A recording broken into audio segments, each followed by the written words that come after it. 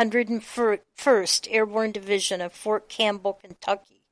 The details of the vehicle testing were reported by the Army Times, citing remarks this week by Brian McVeigh, project manager for the Army's Force Protection Robotics portfolio. Mr. McVeigh spoke about the vehicle at the National Defense Industry Association's Ground Robotics Capabilities Conference. Army officials said in a news release that 4 companies were awarded contracts to make 20 of the vehicles, which will be tested by soldiers in the 2 brigades until the end of next year. An expedited contracting process was used as leaders pushed to get weight off the backs of dismounted soldiers, and requirements for the vehicle were limited to give more flexibility to developers. The only firm requirements were that the vehicle be able to haul 1,000 pounds off-road, cover 60 miles in 72 hours, and cost $100,000 or less each. The Army looks to pair the vehicles with soldiers across the service by 2025. The Army Times report can be found online, and you can read that particular article for yourself if you'd like. There's always good news. Sometimes we just have to look a little harder to find it than others, it seems. And some good news that I'm sure you've heard of by now, no doubt, is our little helicopter, our little airplane issue that became such a horrible ordeal. I cannot imagine having an engine fall off when you are in mid-flight. My goodness. I mean, can you imagine anything scarier? I can't, hardly. And only one person died, and that was the person that got sucked out through the opening that was made. U.S. Southwest passenger who died after major engine failure was identified as the Wells Fargo vice president and mother of 2. Business Insider Benjamin Zhang, Business Insider, 1 hour and 32 minutes or so ago. I guess that's Insider. 1 hour, 32 minutes ago was when he actually wrote the article from when it happened. The passenger who died on board Southwest Flight 1380, as we've mentioned, is survived by her husband and 2 children. She died on board of Southwest Airlines, and her name was Jennifer Riordan of Albuquerque, New Mexico. She was 43 years old and identified as the deceased passenger by an assistant principal at the Albuquerque school attended by her children, the Associated Press reported. She was a vice president of community relations at Wells Fargo since 2008, according to her LinkedIn page. She was in charge of the bank's public relations, internal communications, community involvement, as well as its work with nonprofits. Prior to that, she served in a similar position with Citigroup. Riordan was a graduate of the University of New Mexico. Her death was made public during a media briefing by National Transportation Safety Board Chairman Robert Sumwalt. An hour later, Southwest Airlines CEO Gary Kelly confirmed that a passenger had indeed passed away in a video message and press release. However, neither party revealed her identity. On behalf of the Southwest family, I want to extend my deepest sympathy for the family and the loved ones of our deceased customer, Kelly said in the video message. They are our immediate and primary concern, and we will do all that we can to support them during this difficult time. Southwest Airlines Flight 1380 suffered a catastrophic failure of its left engine while en route from New York's LaGuardia Airport to Dallas Lovefield. The Boeing 737-700 made an emergency landing at Philadelphia International Airport shortly before noon local time. Photos of the aircraft show the front portion of the CFM56-7B engine, including the fan blade, had sheared off completely. Shrapnel from the disintegrating engine punctured the fuselage and a window, causing the cabin to depressurize. 7 other passengers were also injured, but Riordan is the only fatality to result from the incident. Tammy Jo Schultz, the pilot of Southwest Flight 1380,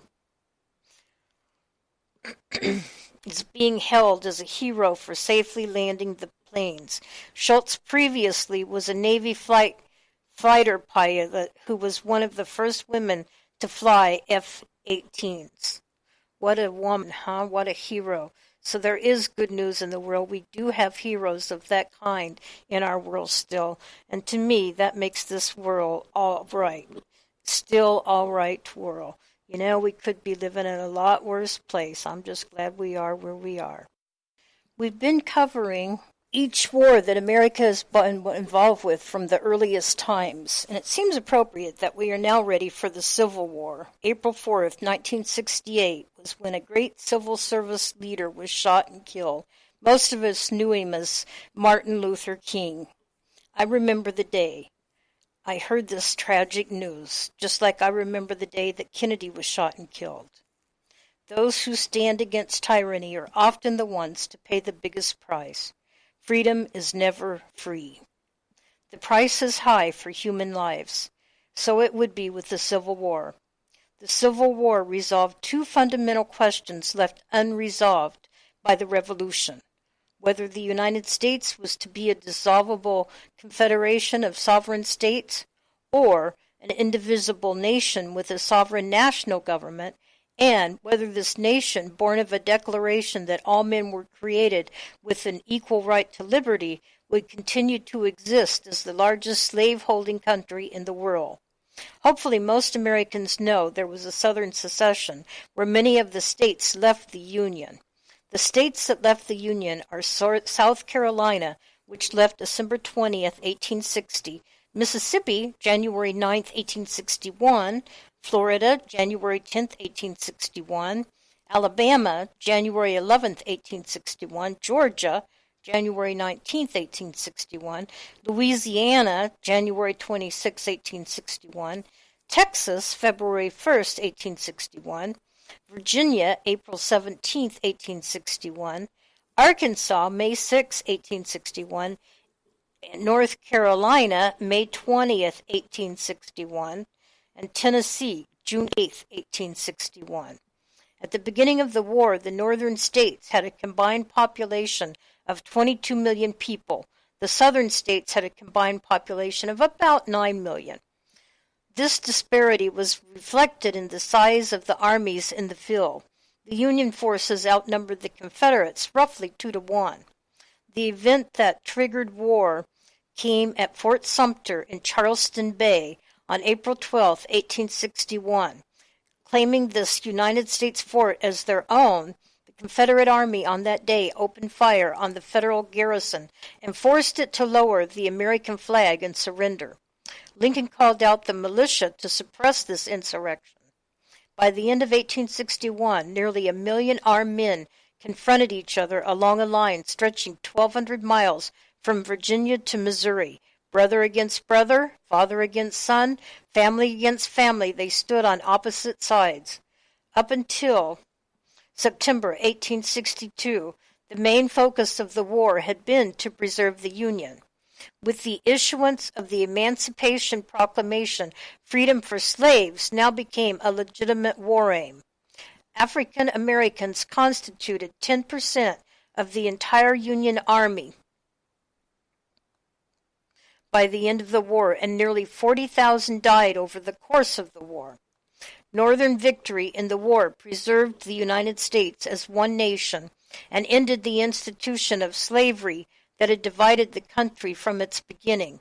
But these achievements came at the cost of 625,000 lives, nearly as many American soldiers as died in all the other wars in which this country has fought combined.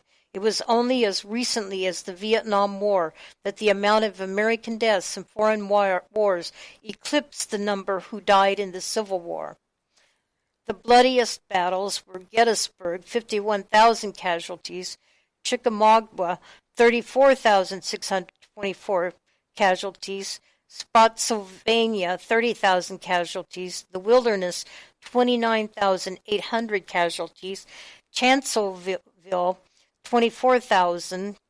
Shiloh, 23,746 casualties. Stones River, 23,515 casualties. Anaheim, 22,717. Second Manassas, 22,180. And Vicksburg, 19,233 casualties. Too often, people take casualty and fatality to be interchangeable terms. In fact, the casualty is a military person lost through death, wounds, injury, sickness, internment, or capture, or through being missing in action. Essentially, a casualty is any soldier who goes into a fight and is not returned fit to take part in the next battle. Many soldiers, especially in the Confederate ranks, became casualties several times. Some soldiers were captured multiple times. Some were wounded in no consecutive engagements. Many consider July 4th, 1863, to be the turning point of the American Civil War. Two important, famous, well-documented battles resulted in Confederate defeats. The Battle of Gettysburg in Pennsylvania, July 1 through 3, and the fall of Vicksburg, Mississippi, July 4th. However, two other major, lesser-known events resulted in two additional Confederate defeats. Both losses, one in Tennessee and one in Arkansas, were influenced by the Vicksburg campaign. In Central Tennessee, Major General William S. Rosecrans, leading the United States Army of the Cumberland, faced General Braxton Bragg's Confederate Army of Tennessee. In early May 1863, the federal government feared that Bragg might send reinforcements to Vicksburg. To preclude this from happening, Rosecrans was ordered to begin an offensive in an attempt to tie down Confederate troops. In late June, Rosecrans moved southeast from Murfreesboro with 5 corps, totaling approximately 65,000 men. Bragg deployed 4 corps, totaling about 44,000 men, behind a ridgeline called the Highland Rim, covering the avenues of approach to Chattanooga and its rail hub. Though no large set-piece battle occurred, Rosecrans' skillful maneuvering through 4 passes and around Confederate flanks, forcing Bragg southeastward to Tullahoma, then Decherd, and finally across the Tennessee River July 4th. The Tullahoma campaign resulted in the Union conquest of central Tennessee. Historians find it interesting to note that Union technology played a role in the campaign, with several mounted infantry units being equipped with the 7-shot Spencer repeating rifle.